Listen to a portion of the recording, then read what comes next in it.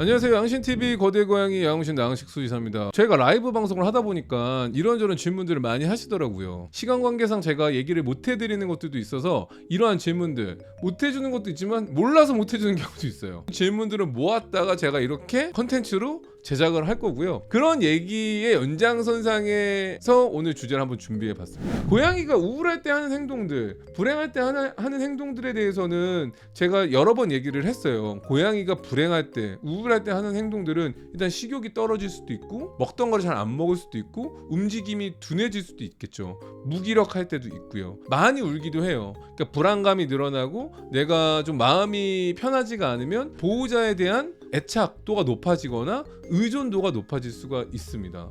그렇기 때문에 고양이들이 우울할 때 하는 행동에 대해서는 예전에 저희가 고양이가 불행할 때 보이는 행동들이라는 컨텐츠로 한번 소개해 드린 적이 있어서 한번 참고하실 분들은 그 영상을 참고하셔도 도움이 될 것 같아요. 근데 그런 경우 있잖아요. 고양이가 우울한 것보다 내가 우울해. 내가 우울할 때는 고양이가 하는 행동이 있다라고 알려져 있습니다. 내가 우울한 거 그럼 고양이들은 알고 보내는 시그널, 신호 같은 것들이 어떤 게 있는지 오늘 한번 이야기해 볼까 해요. 여러분들은 우울하면은 어떤 생각이 드나요? 물론 우울감도 증상에 따라 다를 것 같아요. 물론 제가 정신건강 전문의는 아니기 때문에 진단을 할 수도 없고 말을 할 수도 없긴 하지만 대략적인 우울감이 있을 때는 많은 분들이 당연히 고양이랑 비슷하게 무기력해지거나 식욕이 없어지거나 잠의 수면 패턴이 바뀌어서 잠을 잘 못 잔다던가 불면증에 시달린다던가 영상을 보더라도 재미가 없으니까 유튜브도 안 보시고 영화도 안 보고 드라마도 안 보고 즐거운 거 보려고 하시는 분들도 있긴 하더라고요. 아니면 책도 못 읽고 그러니까 우울감이 자꾸 감정이 나를 잡아먹는 것 같은 기분이 든다라고들 많이들 하시더라고요. 우울증이 심각해지면 우울증만 있는 게 아니라 다른 여러 증상들도 있겠지만 그러면 고양이가 보호자가 우울하다, 우울증이 있다 이러면은 과연 인지를 할까요? 고양이는 당연히 합니다. 보호자가 우울감을 느끼거나 힘들거나 슬프면은 고양이도 그 감정을 전달받고 인지를 한다라고 알려져 있어요. 그러면 단순하게 인지하고 알고만 있을까? 아닙니다. 고양이가 하는 행동들이 있다라는 것도 기억하실 필요가 있어요. 이게 저도 이거를 좀 조사하다 보니 알게 되었는데 이 스위스에 있는 한 대학에서 이것과 관련된 연구를 해서 결과 발표를 한 적이 있어요. 여성 47명, 47명, 남성 49명을 대상으로 데이터를 분석해서 1인 가구의 반려인의 우울한 감정하고 고양이의 상관관계를 분석한 결과가 있습니다. 이 연구 결과에서 얘기한 건 다음과 같아요. 사람의 경우에는 우울하면은 고양이에게 먼저 다가가거나 상호작용을 하려는 경향이 상당히 낮았다라고 연구 결과로 나타났어요.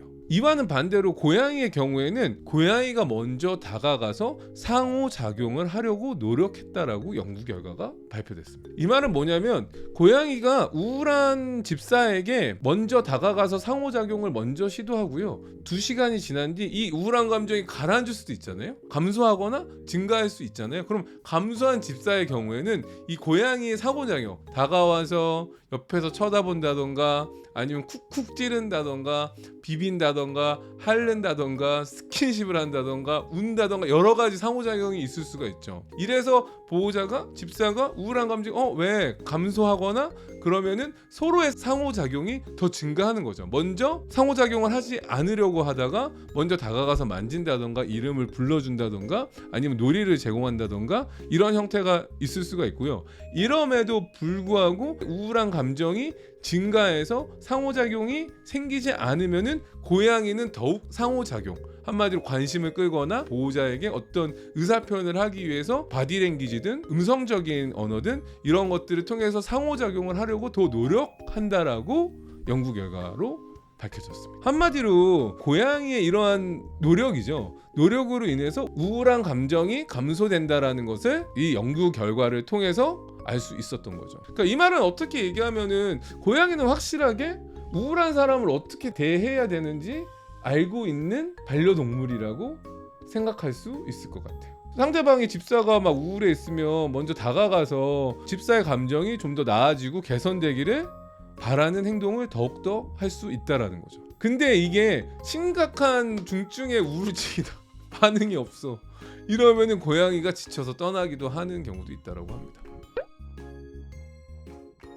그래서 이런 것들을 이용해서 세라피 고양이라고도 해요. 그러니까 치료 목적의 고양이. 그래서 실제로 이런 것들을 이용해서 요양원에 계신 뭐 노인분들이나 이런 분들에게 고양이를 세라피 캣이라고 해서 특별 활동을 위한 고양이를 데려가서 노인분들이 가지고 계신 우울한 감정이라던가 이런 것들을 개선시키는데 치료 목적으로 사용하기도 한다라고 해요. 이 고양이들을 이용해서 노인분들의 불안감을 좀 감소시키고 우울감을 개선시키는 활동을 하고 있다라고도 해요. 제가 고양이를 표현할 때는 존재의 위로라는 말을 많이 쓰거든요. 예전에 책에도 쓴 적이 있지만 고양이는 그냥 가만히 있는 것만으로도 나한테 위로감을 주고 그 위로감을 주는 존재가 나에게 먼저 다가와서 손을 내밀고 애정 표현을 한다면 한 사람의 감정을 가진 집사로서 나의 감정이 개선되고 풍족해지고 나아진다라는 경험을 가져보신 경험은 한 번쯤은 다들 있으실 거라고 저는 믿습니다.